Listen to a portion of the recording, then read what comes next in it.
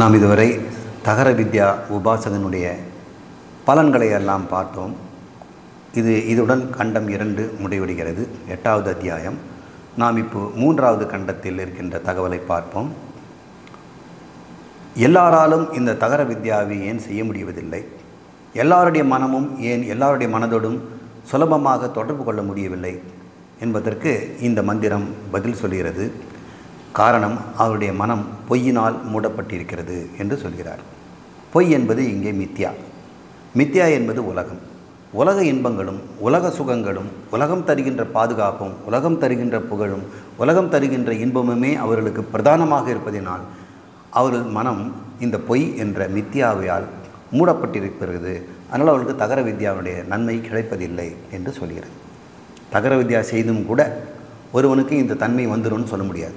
நான் 10 வருஷம் தகர வித்யா செய்தவன், உபாசகன் தான், எனக்கு அது கிடைக்கல அப்படின்னு சொன்னால் நீ அது செய்தும் பயனில்லை. ஏனென்றால் உன் மனம் பொய்யினால் மூடப்பட்டிருக்கிறது. பொய் என்றால் மித்யா. மித்யா என்பது உலகம். உலகம் என்பது உலகம் தருகின்ற சுகமும் புகழும் பெருமையும் பாதுகாப்பும் உனக்கு முக்கியமாக தோன்றும் பொழுது உனக்கு மாற்று உலக சஞ்சாரங்கள் தடைப்பட்டு போகிறது என்று சொல்கிறார். இப்போது உலகத்தின் மீது ஆசை வச்சிருக்கவனுக்கு இந்த உபாசனையினால் எந்த பயனும் கிடையாது என்பதை என்னுடைய நண்பரும் சொல்ல கேட்டிருக்கிறேன். அவர் அப்படி தான் சொல்லுவார். சத்திய சங்கல்பம் உடையவன் யார்? இந்த உபாசகன் பித்திருக்களையும் தெய்வங்களையும், பித்திருக்கள் மட்டுமில்லை, தெய்வங்களையும் வேற்றுலக போகங்களையும் பிறகு ஆழ்மன எண்ணங்களையும் சங்கல்பத்தால் அடைகிறான். பாருங்கள், பித்திருக்கள், தெய்வங்கள், வேற்றுலக போகங்கள், அப்புறம் பிறர் மனது, இங்கே வாழ்கின்ற மனதுடைய எண்ணங்களையும் அவன் தன்னுடைய சங்கல்பத்தினாலே அடுத்த வினாடியே அதை அடைந்து விடுகிறான். எல்லாராலும் இது இயலாததற்கு ஒரு காரணம் இருக்கிறது. ஏன் ஒரு சில பேருக்கு மட்டும் இந்த மாதிரி தன்மை இருக்கிறது, அபூர்வமாக இருக்கிறது என்றால், எல்லாருக்கும் அவருடைய சிதாகாசம், அந்த இதய குகை வாயில் மூடப்பட்டிருக்கிறது. அவர்கள் அவங்க பிரவேசிக்கவே இல்லை. அந்த இதயம் தனக்குள்ளே இருந்தும், அந்த சிதாகாசம் தனக்குள்ளே இருந்தும் அதன் கதவுகள் மூடப்பட்டிருக்கிறது. எவனொரு அந்த கதவை திறந்து உள்ளே நுழைந்து விட்டானோ அவன் சத்திய சங்கல்பன் என்று இந்த 3வது கண்டம் சொல்கிறது. முதல் மந்திரம், இமே தே, இந்த எல்லா. இமேனா இந்த, தேனா எல்லா. இந்தன்னு அர்த்தம், தேனா இந்த. இமே இங்கே இருக்கின்ற எல்லாமும், சத்யாக காமா, ஆசைகளும் உண்மையானவை. அந்த மந்திரம் சொல்லுது.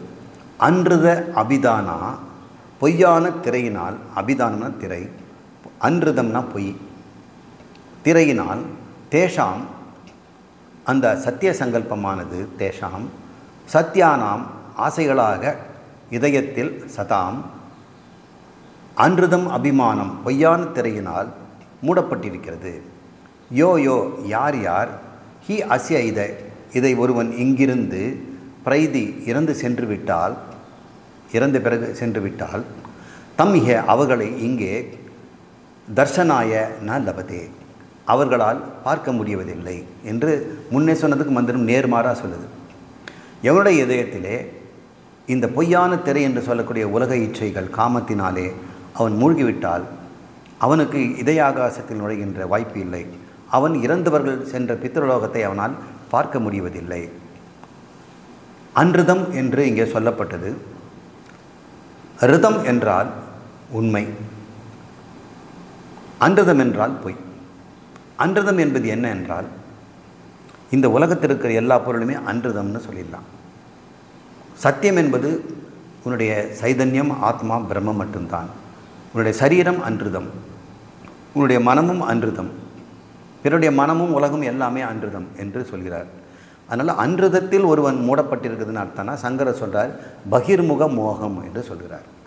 உலகம் தருகின்ற சுகம், உலக சுகம், மனைவி, மக்கள், உணவு, அன்னபானம், உடல் சுகம் போன்ற அனைத்தின் மீதும் மனம் லயித்திருந்தால் இது பேர் பகிர்முக மோகம். இதைத்தான் அன்றுதம் என்று சொல்கிறார்.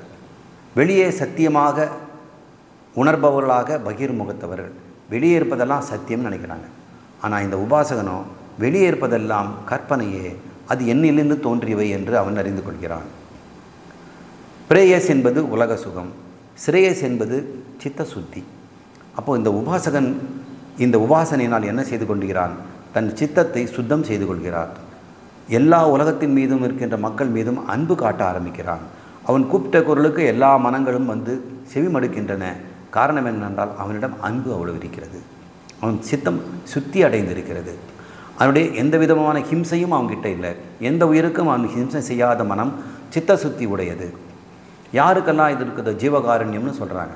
எல்லா ஜீவனுக்கும் கருணை காட்டுவது ஜீவகாருண்யம்.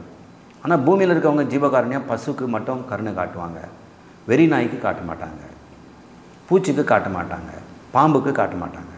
அவர்களுக்கு ஜீவகாருண்யம்னா வாயில்லா பூச்சி, பாவம் இந்த பசு, பாவம் நாய், இந்த 2 பிராணிகளுக்கு மட்டும்தான் அவங்க பார்ப்பார்கள். வீட்டில் வந்து தொட்டியில் மீன் வளர்ப்பாங்க, அது ஜீவகாருண்யம் நினச்சிட்டு இருப்பாங்க. பாவம் அது இயல்பாக அந்த குளத்தில் வாழ்ந்து இன்பம் அனுபவிக்க வேண்டியது. அது ஆண் பெண் சுகத்துக்கு அலையுது. இங்கேருந்து அவங்க வந்து தனியாக பிரித்து போட்டிருக்கிறாங்க. இது ஜீவகாருண்யமாகுமா? கிளியை கூண்டில் வளர்க்குறது ஜீவகாருண்யமாகுமா? ஆனால் மனசில் அவங்க பேசுகிறாங்க ஜீவகாருண்யம்னு. வீட்டில் கிளி வளர்ப்பது, பூனை வளர்ப்பது, நாய் வளர்ப்பதெல்லாம் ஜீவகாருண்யம் இல்லை. அது இயல்பாக தன்னுடைய இனத்தோடு அது வாழ்வது தான் அதுக்கு இயல்பு. அதுதான் உண்மையே. அதை விட்டு விடுவது தான் ஜீவகாருண்யம். அதை பிடிச்சு கொண்டு கட்டி போட்டு தன்னுடைய இஷ்டம் போல வளர வைக்கிறது என்பது ஜீவகாருண்யமே கிடையாது. இவனுடைய சொந்த அன்பிற்காக தன் சொல் பேச்சை கேட்கிறது, மறுத்து பேசுவதில்லைன்னு ஒரு காரணத்துக்காக நாயை வளர்க்குறாங்க. வேறு எந்த சொந்த குழந்தை கூட அந்த அளவுக்கு அன்பு காட்ட மாட்டார்கள். ஏன்னா அவங்க சொல் பேச்சு கேட்கறதில்ல. இந்த நாய் சொன்னதெல்லாம் கேட்குதுங்கிறதுனால அவ்வளவு கொஞ்சிறாங்க. இது பார்ப்பதற்கு அந்த நாய் மீது எவ்வளோ ஒரு அன்பு பாருங்கள் அப்படின்னு சொல்கிற மாதிரி இருக்குது. உண்மையிலே அது ஜீவகாருண்யம் அல்ல. அதை இயல்பாக தெருவில் வாழ வேண்டும். அது குப்பை தொட்டில் போய் பொறுக்கி சாப்பிட்டா தான் அதுக்கு இயல்பு. அது என்ன தான் உங்களுக்கு தட்டில் சோறு போட்டு நீங்கள் கட்டி வச்சாலும் அது கிடையாது. இது தான் ஜீவகாருண்யம். இதை நல்லா புரிஞ்சுக்குங்க. சில பேர் இனிமேல் இதை செய்துக்கிட்டு இருக்கலாம். அந்த நாயை விட்டுடுங்க. பிரேயஸ் என்பது உலக சுகம், அது அன்றுதம். ஸ்ரேயஸ் என்பது சித்த சுத்திக்காக நன்மையை மட்டும் நாடுவது. ஆகிய 2இல் ஒன்றை நாம் தேர்ந்தெடுக்க வேண்டும். நாம் தேர்ந்தெடுக்க வேண்டியது ஸ்ரேயஸ். இவ்வாறு இந்த உபாசனையுடைய ஸ்துதி நிறைவு பெறுகிறது.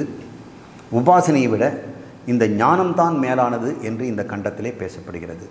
தினமும் ஒருவன் ஸ்வர்க்கம் புகுந்தாலும் அவன் அறிவதில்லை என்பதுதான் இந்த கருத்து. இந்த கண்டத்தில் தினமும் ஒருவன் ஸ்வர்க்கம் புகுந்தாலும் அதை அவன் அறிவதில்லை.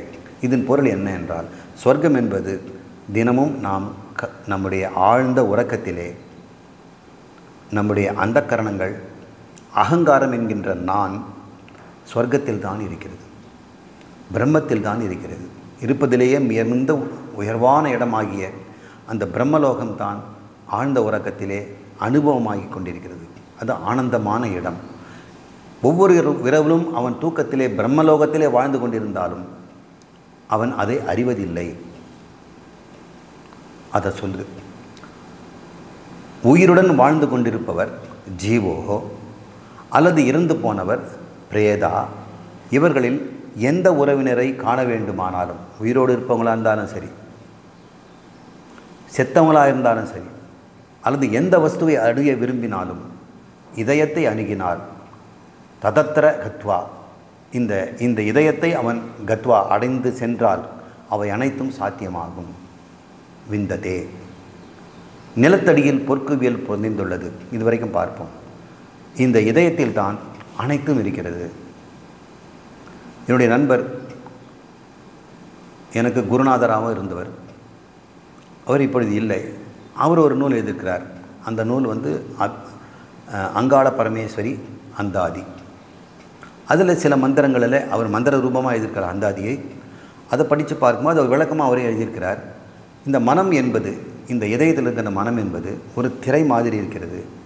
அந்த திரை எப்பொழுதுமே பிரகாசித்து கொண்டிருக்கிறது. அந்த நட்சத்திரங்களெல்லாம் மின்னி கொண்டிருப்பதோ அது இருந்து கொண்டே இருக்குது. அது இரவும் பகலும் கனவு எல்லா நேரத்திலும் அது விழித்து கொண்டே தான் இருக்கிறது அப்படின்னு எழுதியிருக்கிறார். அதில் ஒரு சின்ன பகுதியை எடுத்து நாம் விரித்து பார்த்தால் மிகப்பெரிய பிரம்மாண்டம் இருப்பதை பார்க்கலாம். அதில் ஒரு சின்ன பகுதியை எடுத்து விரித்து பார்த்தால் இன்னும் பிரம்மாண்டம் பார்க்கலாம். இந்த பிரம்மாண்டத்தில் என்னென்ன இருக்கிறதோ அவர் போட்டிருக்கார். கருந்துளைன்னு சொல்கிறாங்க, சூப்பர் நோவான்னு சொல்கிறாங்க, தொலை தூரத்தில் கிரகத்தில் மக்கள் வாழறாங்கன்னு சொல்கிறாங்க. அது அத்தனையும் இங்கே இருக்குது, நாம் பார்க்க முடியும். தன் மனதிற்குள்ளே நுழைந்து விட்டால் இந்த சிதாகோசத்தில் இருந்தவனுக்கு பார்க்க முடியும் என்று அவர் எழுதியிருக்கிறார். அவர் இந்த மாதிரி உபனிஷத்தெல்லாம் படித்தவரோ இதிலிருந்து உபாசனை செய்தவரோ கிடையாது. அவர் சாதாரண ஒரு மனிதர் தான். அவருக்கு அந்த அபூர்வமான ஞான கல்வி இருந்ததுனால அதை அவரால் சொல்ல முடிந்தது. அதனால் அவர் இந்த மந்திரம் சொல்லுது, ஒருவன் தன்னுடைய இதயத்தையே அணுகினால் அவன் அனைத்தையும் அடைகிறான். உயிர் வாழ்பவர்கள், இறந்து போனவர்கள், இந்த உலகத்திலே மறைந்திருக்கிற செல்வங்கள், எந்த பொருள் இருந்தாலும் அதை இங்கிருந்தே அவன் எடுத்துக்கொள்கிறான். அவனுடைய சொந்த பொருளாக அவன் பார்க்கிறான் என்று இந்த மந்திரம் சொல்கிறது. இப்படிப்பட்ட ஒரு அற்புதமான ஒரு கலை தகர வித்யா இருந்தும் கூட பலரும் இதை அனுபவிக்காமல் இருக்கிறார்களே என்று சொல்வதற்கு ஒரு உதாரணம் சொல்லுது. நிலத்தடியில் பொற்குவியல் புதைந்துள்ளது. ஹிரண்ய நிதிம், ஹிரண்யம்னா தங்கம், நிதி என்றால் புதையல், இங்கே புதைந்து கிடக்கிறது. அதை அறியாமல் மீண்டும் மீண்டும் அதன் மீதே நடக்கிறார்கள். உபரியபுரி, ஒருவன் நீண்ட காலம் ஒரு தெருமுனையில் பிச்சை எடுத்துகிட்டு இருக்கிறான். 15-20 வருஷம் ஒரு கந்தல் துணி, ஒரு மூட்டை, அந்த கார்னரில் நின்று அந்த லேம்ப் போஸ்ட்டு கீழே அந்த நின்றுக்கிட்டு பிச்சை எடுப்பான். ராத்திரி ஆனவுடனே அந்த இடத்துல பக்கத்துலேயே ஒரு டென்ட் இருக்கும், அதில் போய் படுத்துக்கிறான். இங்கேயோ தெருவில் குளிக்கிறான், அப்புறம் பிச்சை எடுக்கிறான், சாப்பிட்றான், இப்படி வாழறான். அவன் இறந்த பிறகு அந்த இடத்துல ஏதோ அகழ்வாராய்ச்சி செய்யணும் அப்படின்னு, அல்லது பாதாள சாக்கடை தோண்டணும் அப்படின்னு தோண்டும்போது பார்த்தோம்னா எந்த காலத்திலேயோ புதைந்திருந்த ஒரு பெட்டிக்குள்ளே தங்க நாணயங்களும் இருந்தது. அதன் மேலேயே நின்று பிச்சை எடுத்துக்கிறான் ஒருத்தன். ஒரு 2 அடிக்கு இடையே அவன் பல நூறு வருடங்கள் இன்பமாக வழங்க வேண்டிய சொத்து அங்கே இருக்குது. இப்படி நாமும் கூட நம்முடைய இதய ஆகாசத்திலே இப்பேற்பட்ட பொற்குவியல் இருந்தும் கூட அதை நாடாமல் தினம் தினமும் அங்கே சென்று தான் வருகிறோம். ராத்திரி தூங்கும்போது அங்கே தான் போகிறோம், அப்புறம் முடிச்சுட்டு வெளியே வந்துடும். இந்த பகிர்முகமான மோகத்தினாலே நாம் அந்தர்முகமான அந்த சொர்க்கத்தை தவற விட்டு விடுகிறோம். இதை அறியாமல் மீண்டும் மீண்டும் அதன் மீது உபரிய பரி நடக்கிறார்கள், மேலேயே நடக்கிறார்கள். சஞ்சரந்தோ நடக்கிறார்கள். உபரியபுரி பரினா அதன் மேலேயே. அவர்கள் புதையலை அடைவதே இல்லை. அங்கனமே இந்த மக்களும் அனைவரும் நாள்தோறும் இந்த பிரம்மலோகத்து ஈஸ்வரனிடம் செல்பவளாக இருந்தும் தூக்கத்திலே அதை அறிவதில்லை. தினமும் அங்கே தான் போயிட்டு வராங்க. ஏனெனில் அவர்கள் அறியாமையால் மறைக்கப்பட்டுள்ளனர். பிரத்யூடா, அவருடைய அறியாமை, அதாவது பகிர்முகமான உலக இச்சையினால். இந்த இதயத்தில் தான் ஈஸ்வரன் இருக்கிறார், அனைத்தும் இருக்கிறது என்பதே இதயம் என்ற சொல்லே அதுக்கு அடையாளம். அதுக்கு விளக்கம் சங்கரர் சொல்கிறாரு, ஹிருதி அயம் தான் இதயம். சொல்லுங்கள், ஹிருதி ப்ளஸ் அயம், ஹிருதி அயம் இதயம் என்று அது சொல்லப்படுகிறது. ஹிருதி அயம் தான் இங்கே தான் இருந்து கொண்டிருக்கிறது. இந்த இதயத்தில் தான் இந்த உலகம் பிரபஞ்சம் இருக்கிறது. அயம் ஹிருதி, இந்த இதயத்தில் தான் உள்ளதுன்னு அர்த்தம். என்ன உள்ளது? எல்லெல்லாம் உள்ளதோ அதெல்லாம் அங்கே உள்ளது என்று அர்த்தம். அதனால் நம்ம எல்லாரும் இதயம் இதயம்னு சொல்கிறோம். ஆனால் ஒருத்தருமே இதயத்தில் தான் எல்லாம் இருக்குதுன்னு இதயங்கிற சொல்லே விளக்குகிறது என்பதை நாம் அறிய மாட்டேங்கிறோம். அடுத்து ஹிருதயம், சத்தியம், சம்பிரசாதம் என்ற 3 சொற்களை பற்றிய விளக்கத்தை நாம் மந்திரம் மூலமாகவும் சங்கரர் கொடுக்கிற விளக்கத்தின் மூலமாகவும் தெரிந்து கொள்வோம். ஹிருதயம், சத்தியம், சம்பிரசாதம். ஹிருதயம் என்று சொன்னால் அயம் ஹிருதி, இந்த இதயத்தில் தான் உள்ளது அர்த்தம். ஒருத்தர் கேட்குறார், எங்கே சார் இந்த நான் வச்சுருந்த அந்த 2000 ரூபா என்று கேட்குறார். இதயத்தில் தான் உள்ளது. அந்த தாஜ்மஹால்னு சொல்கிறாங்களே பெரிய ஒரு மாளிகை, அது எங்கே இருக்குது சார்? டெல்லியிலன்னு சொல்கிறாங்க, ஆக்ரா கிட்ட. இல்லை, இதயத்தில் தான் உள்ளது. சொர்க்கலோகம்னு சொல்கிறாங்களே சார், அது எங்கே இருக்கிறது சார்? இதயத்தில் தான் உள்ளது. அயம் ஹிருதி என்பது தான் ஹிருதயம், இதயத்தில் தான் உள்ளது. நீ தேடுகின்ற பரலோகம் உன்னிடம் உள்ளது என்று பைபிளில் கூட ஒரு வார்த்தை இருக்குது. அடுத்த வார்த்தை சத் யம். சத் இத் யம் என்றது சத்தியம்னு எழுதியிருக்கிறோம். அதில் சத் என்றால் என்ன, இத் என்றால் என்ன, யம் என்றால் என்ன? சத் என்றால் உண்மை, இத் என்பது பொய், உண்மையும் பொய்யும் கலந்தது என்பது யம். அந்த சத்தியம் என்பதே உண்மையும் பொய்யும் கலந்தது. அதையும் நம்ம பார்க்க போகிறோம். சம்பிரசாதன் என்றால் இதை உணர்ந்தவன், அதை பற்றியும் நாம் பார்க்க போகிறோம். 3வது கண்டம், 3வது மந்திரம். நிச்சயமாக இந்த ஆத்மா ஹிருதத்தில் உள்ளவன். இந்த ஆத்மானா பரம்பொருள், பரமேஸ்வரன், ஹிருதயத்தில் உள்ளவன். அயம் ஹிருதி, ஹிருதயத்தில் உயிர்வன் உள்ளான் என்கிற சொல்லின் விளக்கமே ஹிருதயம் என்பதாகும். ஹிருதி ப்ளஸ் கூட்டல் அயம். இங்கனம் அறிந்தவன் தினமும் சொர்க்கம் புகுகின்றான். முன்னாடி இருந்தவன் தினமும் அங்கே போனாலும் அறியவில்லைங்கிறார். இதயத்தில் தான் இருக்கிறது என்று கண்டுபிடிச்சிட்டேன். இப்போ நான் சொல்லிட்டேன் இல்லையா, நீங்கள் எங்கே போனாலும் இதயத்தில் தேடுங்க கிடைக்கும். உனக்குள்ளே சென்று பார் தெரியும்னு சொல்கிறாங்க. அதுக்கு எப்படி போகணுங்கிறதுக்கு வழியே இந்த தகராகாயத்தின் மூலம் நம்ம புரிந்து கொண்டோம். அதை நீங்கள் உபாசனை செய்யுங்கள். நம்முடைய நோக்கம் அது அல்ல, ஞானம். எனவே அதன் மீது அதிக நம்ம பிரியத்தையும் விளக்கத்தையும் கொடுக்க வேண்டாம். இங்கனம் அறிந்தவன் தினமும் சொர்க்கம் புகுகிறான். தெரிந்து கொண்டிருப்பதால் அவனுக்கு வேண்டியதான இதயத்தில் இருக்கிறதுன்னு அர்த்தம். இதுனா என்ன அர்த்தம்னா, ஒருத்தன்கிட்ட இல்லாததை தானே வெளியே தேடுவான். இங்கே தெருவில் நீங்கள் கடையில் பார்க்குறீங்க, ரோட்டில் போகிற கார்கள், பஸ்ஸு, ஜனங்கள், நடக்கிறவங்க, கடை தெருவில் அல்லது பெரிய மால், இங்கே எல்லாம் மக்கள் ஏன் வந்திருக்கிறாங்கன்னா அவங்ககிட்ட ஏதோ இல்லை, அதை வாங்க வந்திருக்கிறாங்க. இல்லாததை தான் ஒருவன் வாங்குவான், இருப்பதை வாங்குவானா. கூட இருக்கவங்க சொல்லலாம், இவங்ககிட்ட இருக்குது எதுக்கு அதை வாங்குறேன். அப்படி இருந்து வாங்குறான்னா அவனுக்கு அது நிறைவு தரலை, அது பத்தலைன்னு அர்த்தம். தன்னிடம் இல்லாததைத்தான் எல்லாரும் வாங்குகிறார்கள். அப்போ மனிதனுடைய ஆசை எல்லாமே, சங்கல்பம் எல்லாமே தன்னிடம் இல்லாதது என்னன்னு பார்க்குறாங்க. தன்னிடம் இது இல்லைன்னு தெரிஞ்ச உடனே அது எப்படி அடைய முடியும்னு பார்க்குறாங்க. உறவுகள் இல்லைன்னா உறவை சேகரிக்கிறார்கள், புகழ் இல்லைன்னா புகழை தேடுகிறார்கள், பொருள் இல்லைன்னா பொருள் தேடுகிறார்கள், அனுபவங்கள் இல்லைன்னா அனுபவம் தேடுகிறார்கள். இப்படி இல்லாத தேடுகிறார்கள். இங்கே ஹிருதயம் நான் எல்லாம் இங்கே இருக்கிறதுன்னு சொல்லுது. எவன் ஒருவன் எல்லாம் இங்கே இருக்குதுன்னு தெரிஞ்சுன்னா அவன் எல்லாம் தேடுவான். அவங்ககிட்ட எல்லாம் இருக்குதே. அப்போ இல்லைன்னு எதுவும் சொல்லுவதற்கு ஒன்றுமே இல்லை. இல்லை என்ற சொல்லே அவனுக்கு இல்லை. அப்படி இருக்கும் பொழுது இல்லை என்ற சொல்லே இல்லையாக்கி வைப்பாய் அப்படின்னு பாரதியார் ஒரு பாட்டில் சொல்வார். அந்த கோதையே முத்து மாரியம்மா என்ற பாட்டில் இல்லை என்ற சொல்லே எனக்கு இல்லாமல் செய்துவிடு தாயே அப்படின்னு கேட்குறாரு. அப்புறம் அவர் சொல்கிறாரு, இதயத்தில் எல்லாம் இருக்கிறதே. அவன் எல்லாம் இருக்கிறவன் எதை தேடி செல்வான்? அந்த நிலையில் தான் இதை நம்ம பார்க்கணுமே தவிர, இவனால் இறந்தவர்கள் மனசில் பேசலாம், உயிரினவங்க மனசில் பேசலாங்கிறதெல்லாம் நமக்கு தேவையில்லாத பலன்கள், அதெல்லாம் காக்காயச்சம். ஆனால் இவன் திருப்தியில் வாழ்கிறான். இவன் கடைக்கே போக மாட்டான், அனுபவம் தேட மாட்டான். அவனை தேடி வருவதை அவன் அனுபவிப்பான். அவனுக்கு கிடம் கொடுக்க பொருளை அவன் பயன்படுத்தி கொள்வான். இங்கனம் அறிந்தவன் அவன் தினமும் சொர்க்கத்தில் இருக்கிறான்ல, சொர்க்கத்தில் தான் இருக்கிறான். அத ஏஷா சம்பிரசாதோ, அவனைத்தான் நம்ம சம்பிரசாதோ என்று சொல்லுகிறோம். அதான் தெளிவு பெற்றவன் அர்த்தம். பிரசாத புத்தி என்றால் தெளிவான புத்தி. சம்பிரசாதம் என்றால் மிக மிக தெளிவாகிவிட்டது, எல்லாம் எனக்கு இருக்குது போதும்னு சொல்கிற மனசு. இது அந்த குகைக்குள்ளே நுழையாதவன், இந்த இதய தகராகாசத்தில் கதவு மூடப்பட்டவன், அவன் எல்லாமே வேண்டும்னு சொல்லுவான்.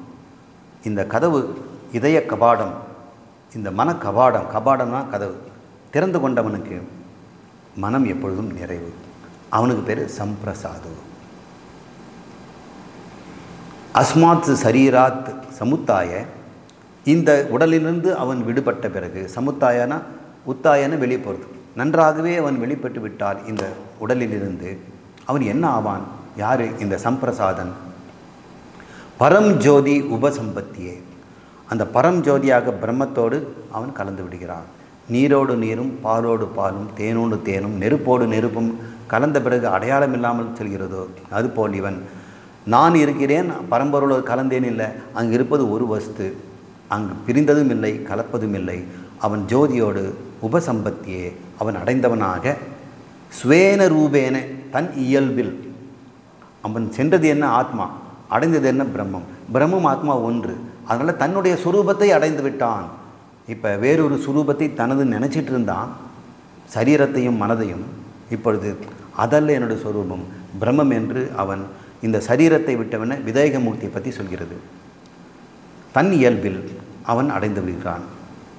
பரம் ஜோதிகி உபசம்பத்தியே ஸ்வேன ரூபேன, தன்னுடைய இயல்பில் அவன் சென்று விடுகிறான். அபிநிஷ்பத்யதக, அதிலேயே நின்று விடுகிறான். மறுபடியும் மறுபடியும் உடம்பெடுத்து கீழே வருவதில்லை. இது பேர் விதேகமூர்த்தி என்று அது சொல்கிறது.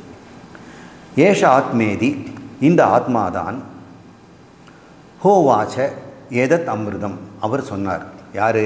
சனத்குமாரர். மறந்துடக்கூடாது, இது அத்தனையும் நாரதருக்கு சொல்லப்படுவது. சனத்குமாரர் சொல்லுகிறார். உவாச்ச என்ன சொல்கிறார்?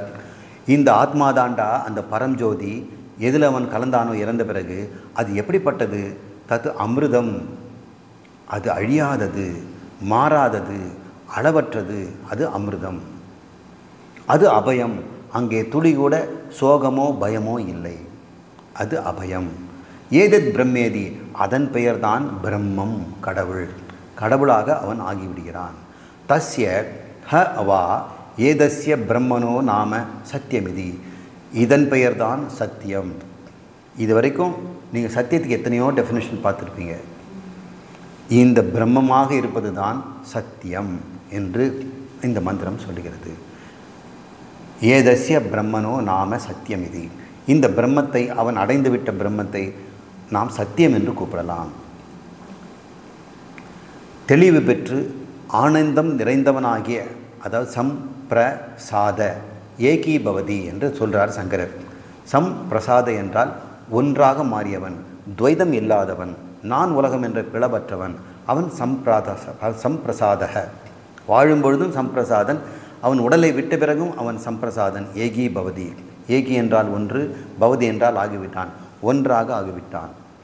இந்த ஜீவன் இந்த சரீரத்திலிருந்து கிளம்பி பரஞ்சோதியை அடைந்து சுய வடிவத்தை ஏதுகிறான். அந்த ஒளி பொருளே ஆத்மா, அந்த ஜோதி தான் ஆத்மா. அதுவே நித்தியம், அமிர்தம், அதுவே அபயம், மோட்சஸ்வரூபம். அபயம்னா மோட்சம். இதுவே பிரம்மம். இந்த பிரம்மத்தின் பெயர்தான் சத்தியம் என்று ஆச்சாரியர் உபதேசித்தார் அப்படின்னு அதனுடைய பொழிப்புரையை சொல்கிறேன். இந்த வாழும் பொழுது தன்னுடைய ஆத்மாவுக்கு பிரஜான கணம்னு பேர். பிரஜான கணம்னா ஒரு தொகுப்பு, ஒரு கட்டி. இந்த களின்னு சொல்கிறோம் இல்லையா, உருண்டையாக களி இருக்கும். அதில் மேலே பிச்சாலும் ஒன்று தான், நடுவில் ஆழ தோண்டி எடுத்தாலும் ஒன்று தான், மேல் பரப்பில் எடுத்தாலும் ஒன்று தான். அது கணம்னு சொல்கிறோம். கேழ்வரகு அந்த ராகி உருண்டைக்குங்க, அது பேர் கணம்ங்கிறோம். இதுவோ பிரஜான கணம், சைதன்யத்தினுடைய கட்டி. அப்படி ஆயிட்டான் அவன். எங்கு பார்த்தாலும் சைதன்யமே தவிர, அதில் முன்பு சொன்னோம் ஞான விவகாரம் கர்ம விவகாரம்னு. இந்த சரீரம் இருக்க வரைக்கும் இந்த பிரஜானம் ஞான விவகாரத்திலும் கர்மத்திலும் ஈடுபட்டது. இப்பொழுது அவன் பிரசாதன் ஆயிட்டான், சம்பிரசாதன் ஆயிட்டான். இனிமேல் அவன் எப்படி இருக்கிறான்? என்னுடைய நிலையே இந்த ஞானக்கட்டி, பிரஜான கட்டி, இந்த பிரஜான கணம் என்று தன் காரண சரீரத்தை அவன் அபிமானம் கொள்கிறான். இப்போ வாழும் பொழுது, ஏன்னா ஆனந்தமய கோஷம் காரண சரீரம். அந்த ஆனந்தமய கோஷத்தில் அறியாமை நீங்கிவிட்டது. அறியாமை இருந்த வரைக்கும் தான் அது கோஷம். அந்த காரண சரீரம் கோஷமாக இருந்து உரையாக இருந்து ஆத்மாவை மூடிச்சு. இந்த அறியாமை போன பிறகு அந்த காரண சரீரமே ஆத்மாவாயிடுச்சு.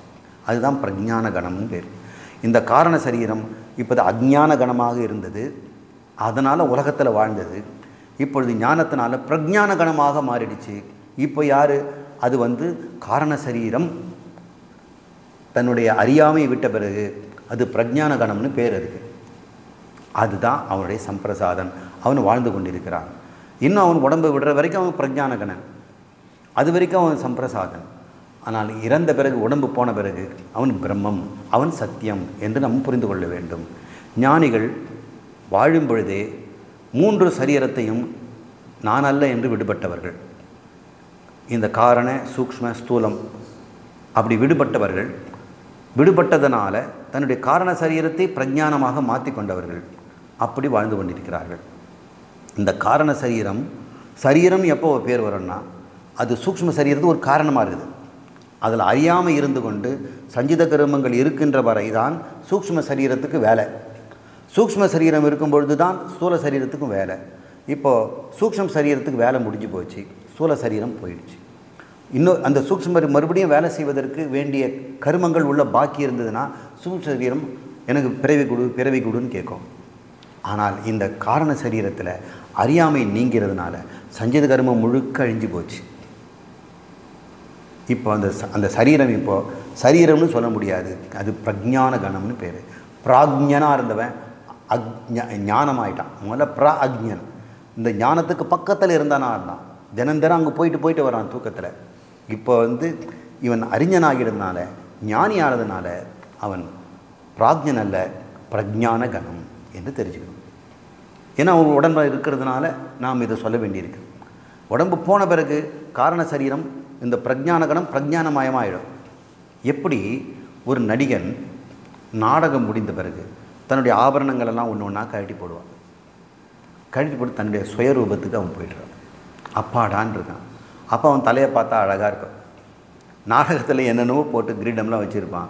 அந்த தலையெல்லாம் கலைச்சி போட்டுட்டு உடம்பெல்லாம் தூக்கி போட்டுட்டு ஏதோ துண்டை இடுப்பில் கட்டிக்கிட்டு அவன் அந்த சோஃபாவில் படுத்து தூங்கும் பொழுது தன்னுடைய சொரூபத்தில் இருக்கிறான். இப்போ இது வரைக்கும் எங்கே இருந்தான்? பொய்யான நாடக மேடையில் பொய்யான வசனங்களை பேசிக்கொண்டு பொய்யான நடை உடைகளை செய்து கொண்டு அவன் துன்பத்தை இன்பத்தை அனுபவித்தவனாக இருந்தான். எந்த நிமிஷம் இந்த நாடக மேடையில் இறங்கினானோ ஒவ்வொரு வேஷத்தையும் கலந்துவிட்டு ஸ்தூல சரீரம், சூக்ஷ்ம சரீரம், காரண சரீரத்தில் அறியாமையும் விட்டுவிட்டு சுயரூபமான பிரஜான கணமாக இருப்பது போல் அந்த நடிகன் தன்னுடைய சொரூபத்திலே ஓய்வெடுத்து கொண்டு ஆனந்தமாக இருக்கிறான். வேலை முடிஞ்சது என்ற அது பேர் அபினிஷ்பத்தியதே. அதில் நிலைத்து நிற்கிறான். யார்? இந்த சம்பிரசாதக. அந்த பிரம்மத்திற்கு சத்தியம் என்று பெயர் அப்படின்னு சொன்னோம் இல்லையா? அதை பற்றி சொல்கிறது. சத்தியம் என்ற சொல் ச, இத், யம் என்று மூன்றாக பிரிக்கலாம். இந்த மூன்று எழுத்துக்களால் ஆனது சத்தியம். இதில் ச என்பது அது இத்தன் சேர்த்து சத் என்பது அமிர்தம், அழியாதது, இயங்காதது, ஸ்டாட்டிக் அப்படின்னு சொல்லலாம். அது இயங்கவே இயங்காது. சத்தியத்தில் இரண்டாவது எழுத்து இத்து என்பது அழிவுடையது, இயங்குவது. அப்போ சத்தியத்தில் என்ன இருக்குது? இயங்காததும் இருக்குது, இயங்குவதும் இருக்கிறது. அப்போ எம்னா என்ன? இந்த இரண்டையும் கட்டுவிப்பது. சத்தியம் என்பது இயக்கத்தையும் இயங்காததையும் கட்டுவிப்பது. உன்னுடைய கிட்ட அது பார்த்தோன்னு சொன்னால் உன்னுடைய பிரம்மம் நிர்குணமாக சத்தாக இருக்கிறது, இயங்காமல். அதுவே மாயையோடு கூடி அல்லது உன்னுடைய அந்த கரணத்தோடு கூடி இயங்குவதாக வந்துடுது. ஞான விவகாரம், கர்ம விவகாரத்தில் ஈடுபடுது. அது இத்து. உன்னுடைய தன்மை சத்து. மறுபடியும் என்ன பண்ண? ஞான விவகாரம், கர்ம விவகாரத்தில் வந்த உடனே இத்தாயிட்ட. இது இயங்குது, அது இயங்க மாட்டது. நீ தான் ரெண்டுமே. இது ரெண்டையும் சேர்த்து வைப்பது பேர் எம். இந்த இரண்டையும் கட்டு வைப்பதால் எம் என்று இந்த மந்திரமே இப்படி ஒரு சத்தியங்கிற வார்த்தைக்கு அர்த்தத்தை சொல்லுது. நம்ம இத்தனை வரைக்கும் சத்தியம் மித்யாலாம் பேசியிருக்கிறோம். சத்தியம் என்பது என்னன்னு இங்கே சொல்லுகிறது. அது இயங்கும் இயங்காமலும் கட்டு வைக்கப்பட்ட ஒரு பொருள் என்று இங்கே சொல்லப்படுகிறது. இங்கனம் உணர்ந்தவன் தினமும் சொர்க்கம் போகிறான். அப்படின்னா என்ன அர்த்தம்? தினமும்னா என்ன? எப்பொழுதும் அவன் இந்த ஞானத்திலேயே இருக்கிறான். சத்தியம் என்றால் என்ன? சத்து, இத்து, யம்னு சொன்னோம். அதனுடைய அர்த்தம் திரிகாலே அபி திஷ்டதி, மூன்று காலத்தையும் இருந்து கொண்டிருப்பது. எந்த பொருளுமே ஒரு காலத்திலிருந்து ஒரு காலத்தில் இருக்காது. நேற்று இருந்தது சார், இன்றைக்கி இல்லை. இன்றைக்கி இருக்குது சார், நாளைக்கு இருக்குமான்னு சொல்ல முடியாது. நாளைக்கு வரும், ஆனால் எவ்வளோ நாள் இருக்கும்னு சொல்ல முடியாது அப்படின்னு எல்லாரும் சொல்கிறாங்கல்ல. ஒரு பொருளை வாங்குவது கேரண்டி தானே. ஒரு குழந்தையை பெற்றுக்கும் போது எத்தனை காலம் இது இருக்க போதோ அப்படின்னு தான் எல்லோரும் நினைக்கிறாங்க. தீர்க்க ஆயுஷ்மான் பவ அப்படின்னு சொல்கிறது என்ன? அவன் போயிடுவான்றதுனால தானே இனி இருன்னு ஆசீர்வாதம் பண்ணுறாங்க. இப்படி பார்த்தாலும் எதுவுமே மூன்று காலத்திலும் இருந்தது இல்லை. கடந்த காலத்திலிருந்து இப்போது இல்லை, இப்போ இருப்பது அடுத்த காலத்தில் இருக்கும்னு சொல்ல முடியாது. ஆனால் எது ஒன்று எப்பொழுதும் இருந்து கொண்டிருக்கிறதோ, திரிகாலே அபி, மூன்று காலத்திலும் கூட இருப்பது, திஷ்டதி, எதுவோ அது சத்தியம். ச என்பது அமிர்தம், இத் என்பது மரணம், எம் என்பது இணைப்பு. அந்த பொருள் இருந்து கொண்டும் இறந்து கொண்டும் இருக்கிறது. அது எப்படி ஆகுது ஆத்திமா? ரெண்டு, ஒன்று சத்தியம், இன்னொன்று மித்யா என்று. அதனால் இந்த இத்தை மட்டும் பத்திரமாக வச்சுக்கிட்டு சா போட்டோம்னா சத்தியம், மீ போட்டால் மித்யா. இயங்குவதும் இயங்காததுமாக இருக்கிறது. இயக்கமற்றது சத்தியம், இயங்காமல் இயக்கம் காட்டுவது அது மித்யா. அது இத்தியம் என்று புரிந்து கொள். இயக்கமாக தெரிவதும் மாயை, அது மித்யா. இயங்காதிருப்பது பிரம்மம். பிரம்மமும் மாயமும் கூடிய அந்த பரமேஸ்வரன் தான் சிதாகாசத்தில் இருக்கின்றவன் என்று இந்த உபாசனை இது நிறைவு செய்கிறது. அவன் பிறகு ஞான நிஷ்டாபரராக வாழ்கிறார். அவன் திஷ்டதி என்று சொல்லி இல்லையா, அதிபத்தியதி, அந்த நிலையில் அவன் இருந்து கொண்டிருக்கிறான். இவ்வாறு 3வது கண்டம் நிறைவடைகிறது. நாம் அடுத்த வகுப்பில் 8வது அத்தியாயத்தில் 4வது கண்டத்தை தொடங்குவோம்.